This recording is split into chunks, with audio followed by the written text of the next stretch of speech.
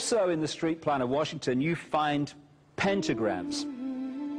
So here we have two pentagrams in the street plan of Washington. The top one points into the Capitol building, and the one at the bottom points into the White House. This is a political building, so we're told. In fact, it's a temple to a secret society, built by the Freemasons to a specific design, Congress, the Congress building.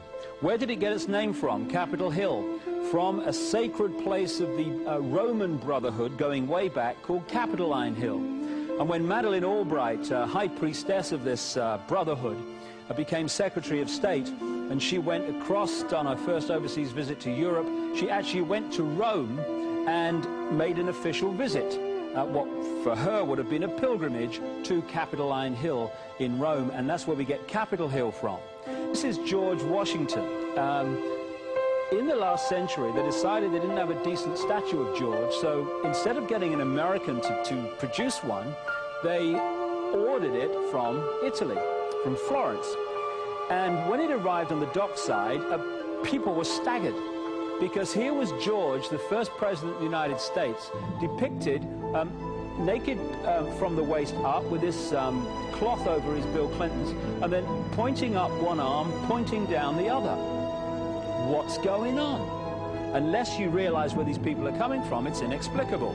Well, if you just hold that in your mind, arm up, arm down, naked from the waist up, and then Bill Clinton's covered in a piece of cloth, well, this is where it's coming from. This is the ancient depiction of the compilation of the negative force symbol that the Templars worshipped, or the high-level Templars worshipped anyway, called Baphomet. And this is why they depicted George Washington in that way.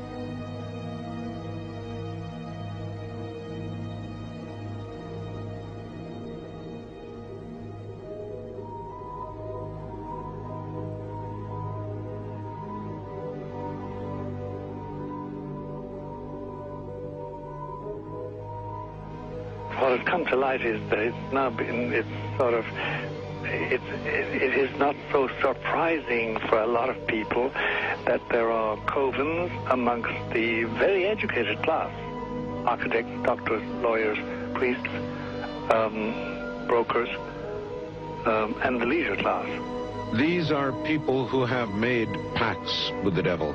That's right. It's really the best, the more accurate way of describing it would be that they have indulged themselves in the worship of the goat, of the prince, of the serpent, of Satan, of Lucifer, and they lead perfectly normal lives. They're jewel merchants. They travel. They're prominent in their own way, but they do have this indulgence. Father, here's a part of that I can never understand. That has never made sense to me, and that is, if somebody were to make a pact with the devil,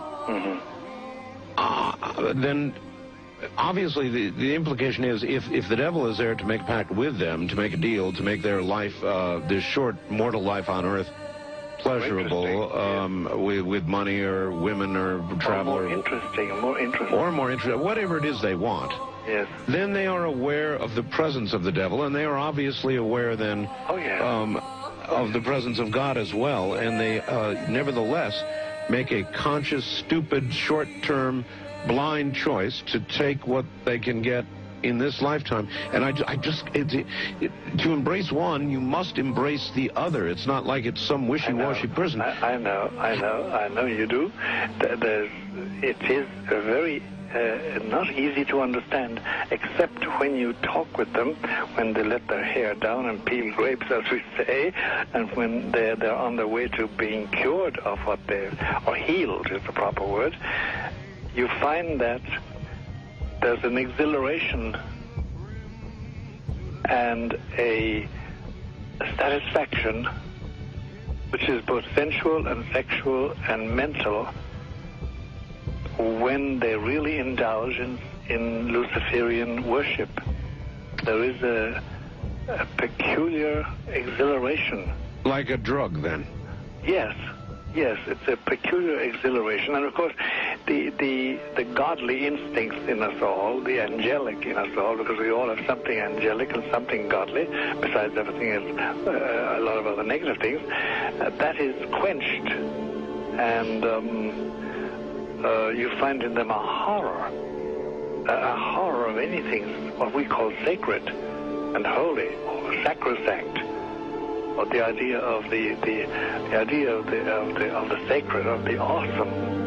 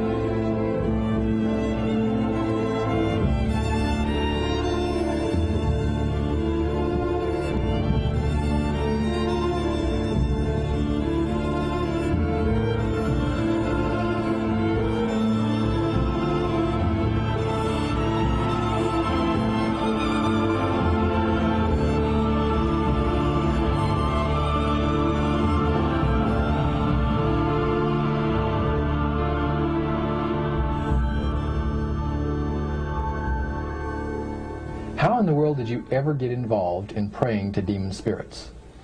A fellow that had been on a particular ship with me, he told me, "Hey, I got something fantastic to tell you." He said, "I am affiliated with people that speak with the spirits of the dead. How would you like to talk to the spirit of your dead mother?" And I was shocked. I was shocked. He said, "You wouldn't be afraid of talking to the spirit of your dead mother, would you?" Well, I said, "I'll tell you what, I would have to give that some thought, because it's something I never thought about before in my life." Most of us probably haven't. A little afraid of something like that. Well, he says, you know, it's written all over your face. You're afraid of going to a seance. But he says, "I know you. He says, you're going to come."